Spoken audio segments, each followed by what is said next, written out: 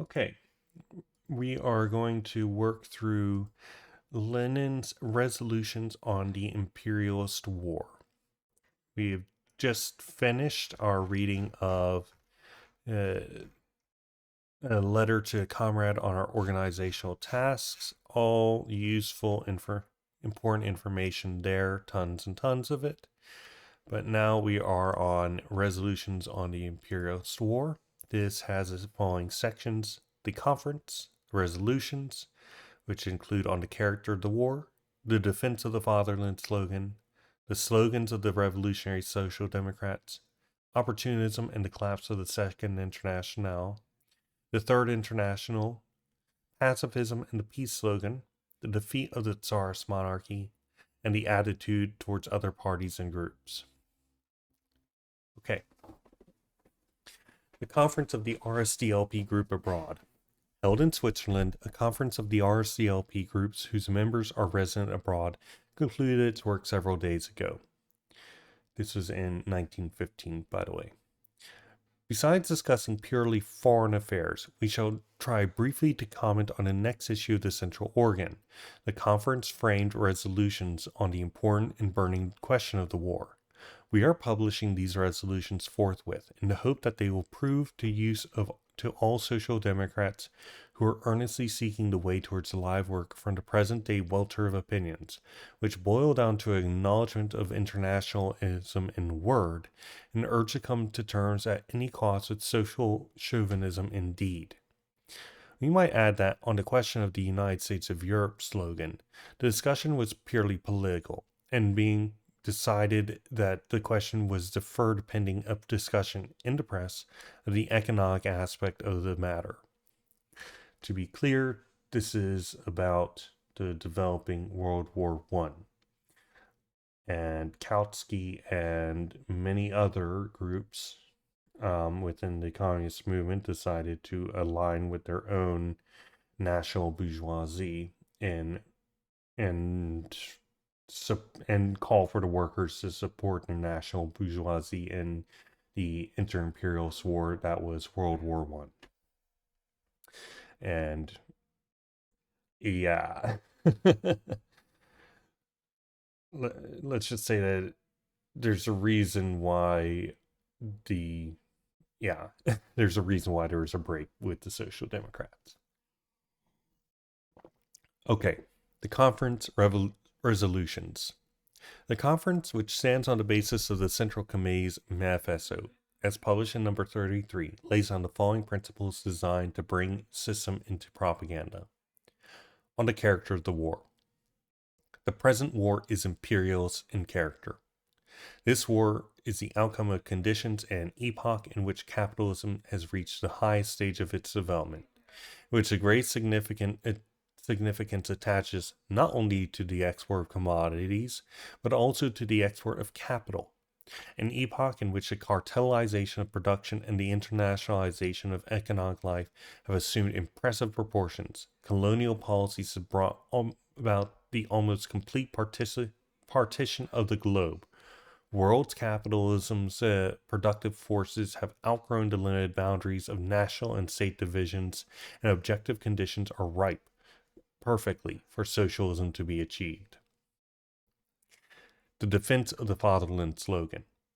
The present war is, in substance, a struggle between Britain, France, and Germany for the partition of colonies and for the plunder of rival countries. On the rise of Tsarism and the ruling classes of Russia, is an attempt to seize Persia, Mongolia, Turkey in Asia, Constantinople, Galatia, etc. The national element in the Austro-Serbian War is an entirely secondary consideration and does not affect the general imperialist character of the war. The entire economic and diplomatic history of the last few decades shows that both groups of belligerent nations were systematically preparing the very kind of war such as the present. The question of which group dealt the first military blow or first declared war is immaterial in any determination of the tactic of socialists. Both sides' phrases on the defense of the fatherland, resistance to enemy invasion, a war of defense, etc., are nothing but deception of the people. At the bottom of genuine national wars such as took place especially between 1789 and 1871, was a long process of mass national movement, of a struggle against absolutism and feudalism, the overthrow of national oppression, and the formation of states on a national basis as a prerequisite of capitalist development. The national ideology created by the epoch left a deep impression on the mass of the pay bourgeois and the section of the proletariat. This is now being utilized in a totally different imperialist epoch by the sophists of the bourgeoisie, by the traitors to socialism who are following in their wake, so as to split the workers and divert them from their class aims and from the revolutionary struggle against the bourgeoisie. The words in the Communist Manifesto said that, quote, the working men have no country, end quote, are today truer than ever before. Only the proletariat's international struggle against the bourgeoisie can preserve what is won and open to the oppressed masses the road to a better future. The slogans of the Revolutionary Social Democrats.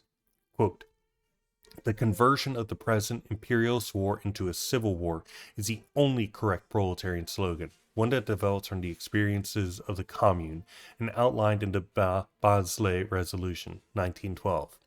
It has been dictated that by all the conditions of an imperialist war between highly developed bourgeois countries. End quote.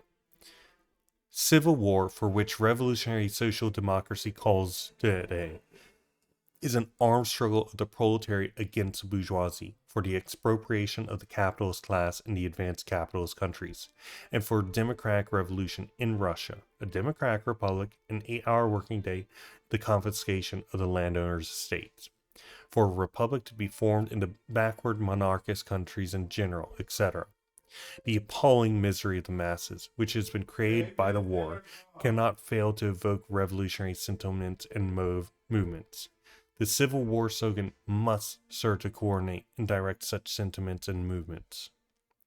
The organization of the working class has been badly damaged.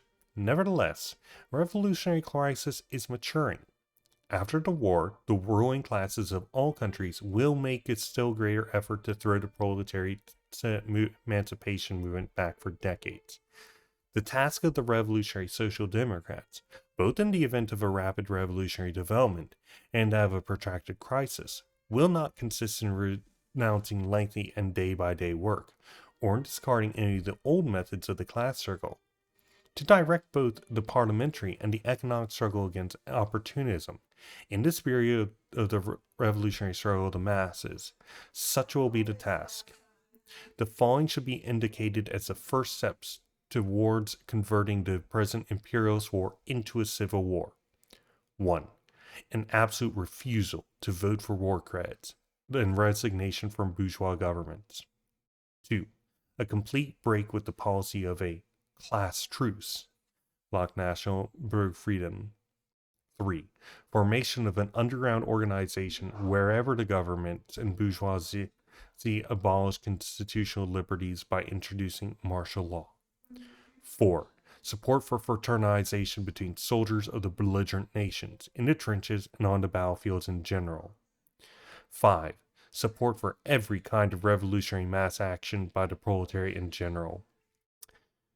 You know, thinking about it, there is an event in World War I where basically on Christmas, the different sides of the trenches, they went to one another peacefully and shared food and hugged one another and essentially made peace, and their commanding officers couldn't stop them. I wonder if the socialists were involved in that. But I'm just going to take this entire thing because it's all very good.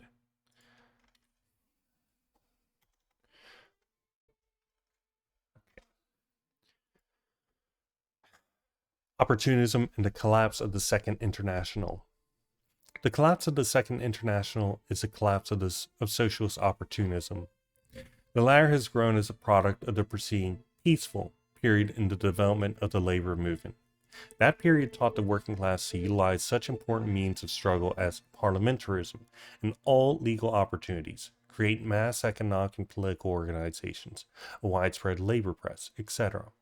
On the other hand, the period engendered a tendency to repudiate the class struggle and to preach a class truce, repudiate the socialist revolution, repudiate the very principle of illegal organizations, recognize bourgeois patriotism, etc. Certain strata of the working class, the bureaucracy of the labor movement, and the labor aristocracy, who get a fraction of the profits from the exploitation of the colonies, from the privileged position of their fatherlands in the world market, as well as paid bourgeois sympathizers within the socialist parties, have proved the mainstay of these tendencies and channels of bourgeois influence over the proletariat. The baneful influence of opportunism has made itself felt most strongly in the policies of most of the official social democratic parties, the Second International during the war. Voting for war credits, participation in governments, the policy of the class truce, the repudiation of an illegal organization when legality has been rescinded. All this is a violation of the International's most important decisions and downright betrayal of socialism. I just confirm repudiation of the, was that in here? Yes, right here. Okay, the Third International. The war-created crisis has exposed the real essence of opportunism as the bourgeoisie's accomplice against the proletariat.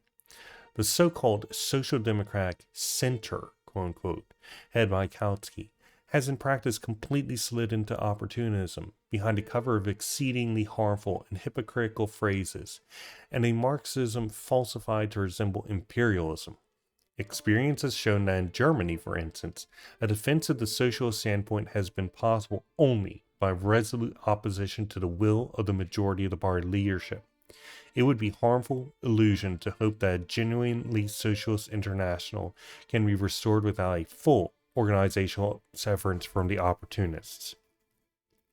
The Russian Social Democratic Labor Party must support all and every international and revolutionary mass action by the proletariat and strive to bring together all anti-chauvinist elements in the international. We're going to take that bit. Weird. Okay. Pacifism and the peace slogan. Pacifism, preaching of peace in the abstract, is one of the means of duping the working class. Under capitalism, particularly in its imperialist stage, wars are inevitable. On the other hand, however, social democrats cannot overlook the positive significance of revolutionary wars, example, not imperialist wars, but such as were fought, for instance, between 1789 and 1871, with the aim of doing away with national oppression, creating national capitalist states out of the feudal decentralized states, or such wars that may be waged to defend the conquests of the proletariat victorious in its struggle against the bourgeoisie. At the present time, the propaganda of peace unaccompanied by a call for revolutionary mass action can only sow illusions and demoralize the proletariat, for it makes the proletariat believe that the bourgeoisie is humane and turns it into a plaything in the hands of the secret diplomacy of the belligerent countries. In particular, the ideas of so-called democratic peace being possible without a series of revolutions is profoundly erroneous. Okay.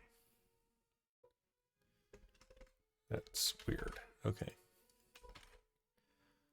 Back to the text. The defeat of the Tsar's monarchy. In each country, the struggle against a government that is waging imperialist war should not falter at the possibility of that country's defeat as a result of revolutionary propaganda. The defeat of the government's army weakens the government, promotes the liberation of the nationalities it oppresses, and facilitates civil war against the ruling classes. This holds particularly true in respect of Russia and America. A victory for Russia will bring in its train a strengthening of reaction, both throughout the world and within the country, and it will be accompanied by the complete enslavement of the peoples living in areas already seized. In view of this, we consider the defeat of Russia the lesser evil in all conditions. Revolutionary Defeatism. Okay, the attitude towards other parties and groups. The war, which has engendered a spate of chauvinism, has revealed the democratic, Narodnik, intelligentsia. The Party of Socialist Revolutionaries, with complete instability on the oppositional trend, which is centered in Mysol. And the main group of liquidators, Nashazaria, which is supported by Plekhanov, are all in the grip of Chauvinism. So these are a bunch of different words that have been put out here. The Narodniks were essentially, we would term them populists now, but they were populists from the sense of the peasantry. For a time, they were very progressive. Lenin extolled them, but once the proletarian movement started developing, they ceased to be progressive and started becoming problematic for any further developments, because essentially what they wanted was to develop democratic rights for the peasantry.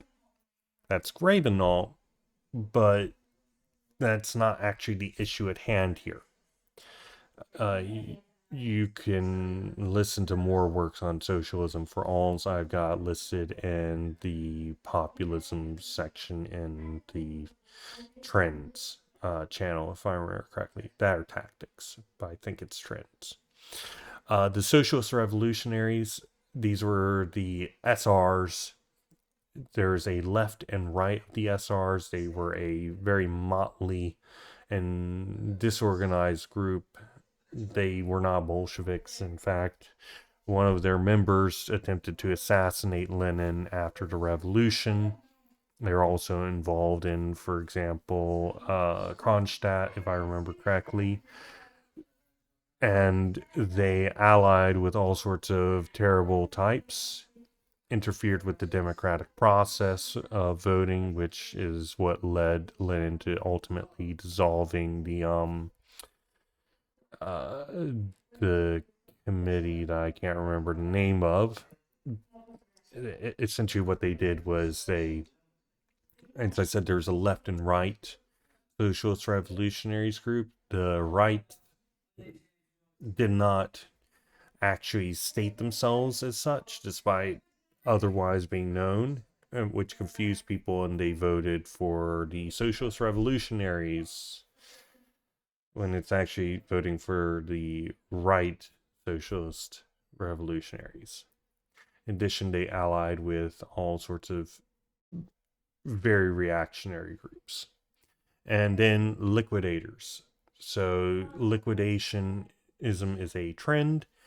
You have legal and illegal struggle. Liquidators want to liquidate one or the other. The people who want to liquidate illegal struggle, they're like, hey, we're getting all of these reforms and processes, but the illegal struggle is making our work very difficult, because while I'm doing my parliamentary work, people are saying, why are you organizing with these people? So you should stop doing illegal stuff. And then the illegal work is like, hey, look, the working class are getting confused by the people who are engaging in legal struggle. They think that they can actually get wins without engaging in actual class struggle, and so on and so forth. You should invest all the different energies and whatnot into me. Lenin says, no, we have a diversity of tactics, legal and illegal struggle, and we need to liquidate the liquidators. Okay, sorry for that long aside. Back to the text. In practice, the organizing committee is also on the side of chauvinism, beginning with Larin and Martha's camouflage support of chauvinism and ending with Axelrod's defense on the principle of patriotism. So is the Bund, in which Germanophile chauvinism prevails. The Brussels bloc of July 3rd, 1914, has disintegrated, while the elements that are grouped around Naše Slovo are vacillating between a platonic sympathy with internationalism and striving for unity at any price, with Naša Zarya and the organizing committee.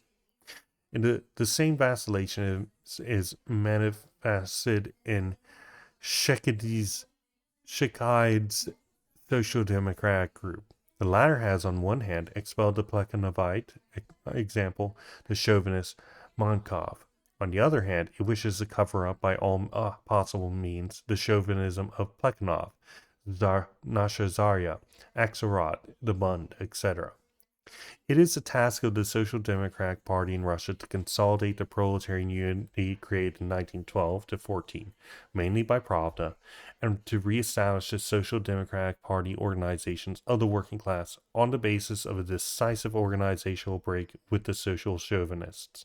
Temporary agreements are possible only with those social democrats who stand for a decisive organizational rupture with the organizing committee, Nasha Zarya and the Bund. And that is the Resolutions on the Imperialist War by Lenin. Text complete. Thank you all for attending. I'm going to sign off and work through the previous readings that we've done. I would be very thankful for anybody who's willing to come in and work on these with me. With that said, have a great day, everybody, and I'm stopping the recording.